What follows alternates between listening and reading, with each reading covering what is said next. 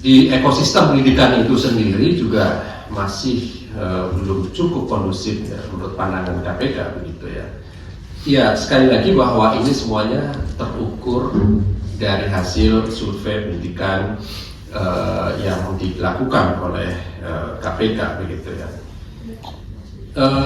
Dari tata kelola pendidikan itu sendiri juga menunjukkan perilaku koruptif yang cukup mengkhawatirkan gitu ya, seperti normalisasi pemberian gratifikasi itu seolah-olah dianggap normal misalnya. Kemudian baik itu tentunya dalam aspek akademik gitu ya, di satuan pendidikan gitu ya, maupun di aspek manajerialnya gitu di satuan pendidikan. Nah, mungkin juga pungutan liar teman-teman juga sering mendengar ya, termasuk juga korupsi dalam pengadaan barang jasanya, nepotisme dalam penerimaan siswa ataupun mahasiswa, sering masih terdengar soal ini, laporan keuangan fiktif maupun pengelolaan dana bos yang kurang dapat dipertanggungjawabkan. Seringkali kemudian KPK juga mendapatkan informasi-informasi semacam ini begitu. Oleh karena itu tentu upaya penguatan dari nilai integritas dan budaya anti korupsi memang perlu untuk terus didorong secara komprehensif, baik dari mulai pendidikan dasar SD, SMP, SMA sampai kemudian perguruan tinggi melalui upaya-upaya misalnya edukasi ya.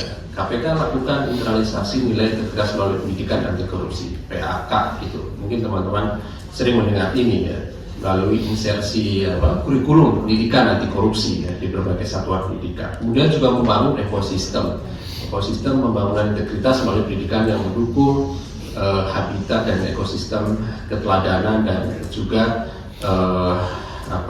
integritas tentunya. Dan juga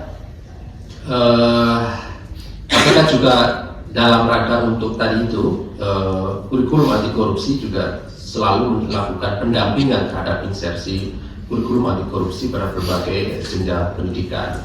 Di sisi lain juga KPK memiliki mitra strategis dalam konteks ini, yaitu penyuluh anti korupsi atau PAKSI. Mungkin teman-teman sering mendengar istilah ini atau PAKSI ini yang tersebar di berbagai wilayah di Indonesia, yang kemudian tentu ini menjadi perpanjangan tangan dari KPK itu sendiri dalam menyebarkan nilai-nilai anti korupsi maupun nilai-nilai integritas, sekaligus juga tentu menjadi mata telinga dari KPK itu sendiri dalam pengawasan praktek-praktek korupsi di lingkungannya. Tentu teman-teman media juga berperan dalam hal ini.